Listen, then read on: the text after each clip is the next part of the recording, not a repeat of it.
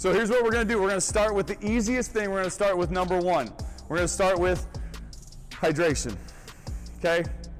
Hydration is priority number one because it's the easiest fix. It's the easiest thing that you can change today to make an impact on you. Dehydration is the number one cause of performance decreases. When we look at nutrition, this is number one. We look at water plays a role in every cell of our body. Depending on what you read and where you're at, it's somewhere between 50 and 70% of our body. That's what it makes up, right? So a significant portion. It plays a role in everything. If you're dehydrated, you're gonna have some problems. Fluid loss as little as 1% can help you, can like start to become detrimental, where you start to get things like headache, rapid heart rate, rapid breathing, dizziness, you get lightheaded, constipation, you get cramps, muscle cramps, right? You start to cramp up, hamstring, all that kind of stuff. You can see as we go through, this becomes more and more significant. So if we're aware of it, we can cut that off and we can have a huge impact. How do you tell if you're dehydrated? This is super easy.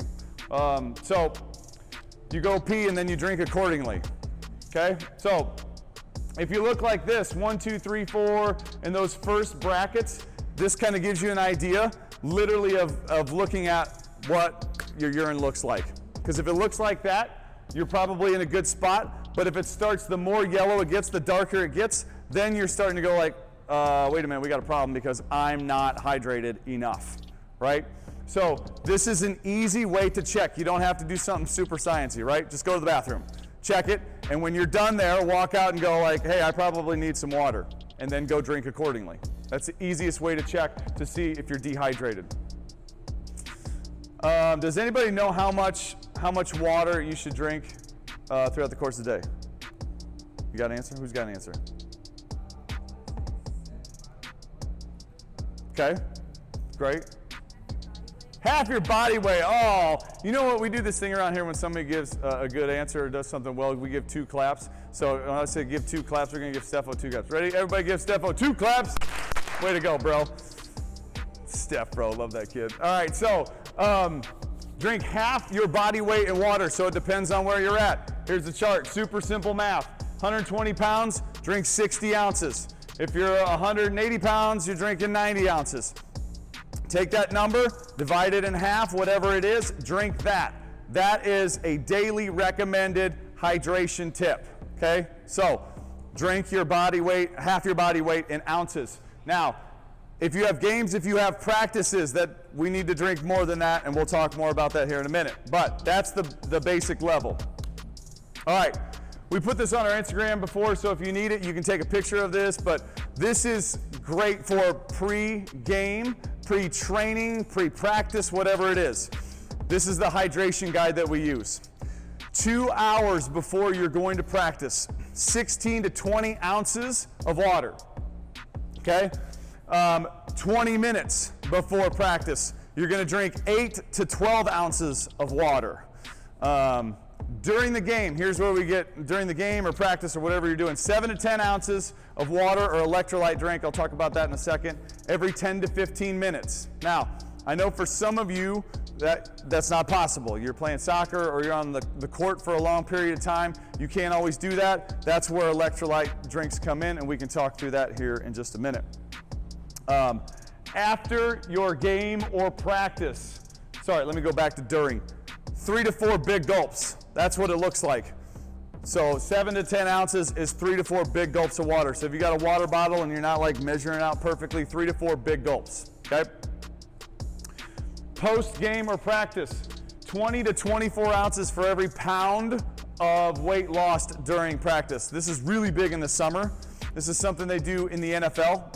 They have the players get on the scale before every practice, and when they're done, they bring them back in and weigh them again, and that way they can't leave the facility until they weigh the same as they did before practice, because that's how important hydration is. So they make them do that, okay? If you want to do that, step on the scale, great. If not, drink at least 20 to 24 ounces of water after your practice, okay, or game. All right, so how do you combat dehydration? Real simple, carry a water bottle with you. Just take it with you, that's super simple. Know how many ounces you have in a water bottle. So say you've got whatever. You've got a Yeti that's got 30 ounces, holds 30 ounces of water. You weigh 150 pounds. You need 75 ounces of water, because that's half, right? Throughout the course of the day, that thing holds 30 ounces. You're drinking 2.5 of those, right? So just math it up just a little bit. That way you can tell and you know exactly where your hydration level is. All right, coaches, athletes, parents, so here's a good one. If you have a practice that's an hour long, hydration should be about 28 ounces, like hard. I'm not talking like walkthrough practice, but like you're going at it. If you've got an hour and a half practice, 42 ounces, and 2 hours is 64. Now, that may seem a little cumbersome, but here's what you can do. 2 things. 1, grab your water bottle, fill it up. That way you have all your players, you can have them do it. Players, take your water bottle with you so you don't waste time at the water fountain because there's 7 people lined up. And then you also can take something, a sports drink, a Gatorade or whatever with you, or you just take 2 water bottles, one of the 2. Have them loaded up, have them ready to go, know how long your practice is, and treat it accordingly, all right? Sports drinks, when to use them.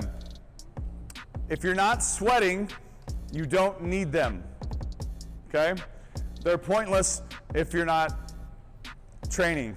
We use this basic level. If you're training under an hour, you don't need it. If you're an hour plus, you need it. You can use it.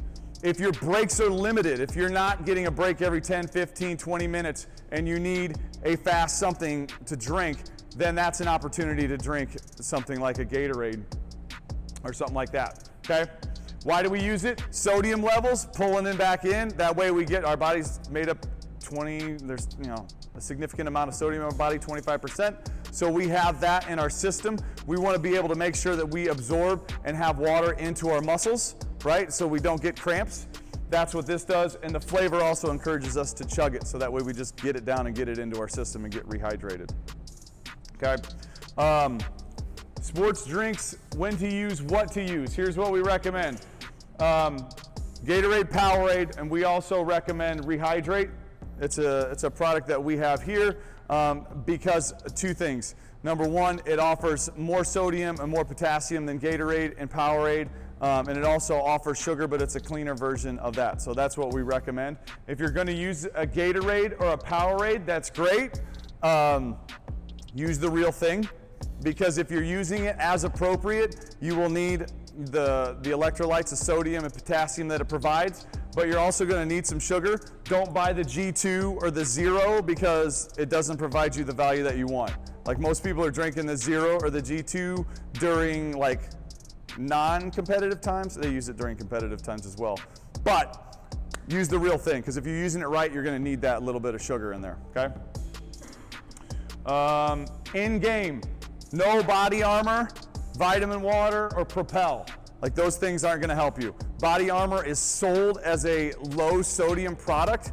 Now look, we don't want to have high sodium products all the time, but in this instance, in a game and where you're playing for extended periods, you want the sodium in there because that's part of the electrolyte profile, all right? But that is sold as a low sodium thing. It's not going to do you any good. It's basically going to be a fruit juice type of drink, okay? So that's hydration. Caffeine. The American Academy of Pediatrics says less than 100 milligrams of caffeine a day. And they actually, if you go look further, it says stimulant-containing energy drinks have no place in the diets of children or adolescents. So, don't drink caffeine. Athletes, your bodies aren't prepared to absorb it the same way an adult does. You're still developing.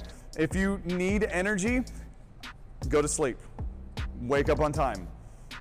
Don't drink caffeine, because caffeine will also put you in a cycle. Here's the problem. Most of us as adults drink caffeine because we don't go to bed on time, we don't eat well, we're tired, we wake up and we go, you know what, I need something. Let's get some caffeine, right? So parents, we should do a better job. But also looking at that, it starts this cycle. If you drink caffeine, it keeps you up later throughout the course of the day. You're up later throughout the course of the day, you don't sleep as much. You don't sleep as much, you're tired the next day, and then you start all over again and go, I need more caffeine. So it starts a really serious cycle, right? So 60 to 70% of high school and middle school students don't get enough sleep. Drinking caffeine can worsen your sleeping pattern. So, don't drink caffeine, kids. All right? All right, any questions so far?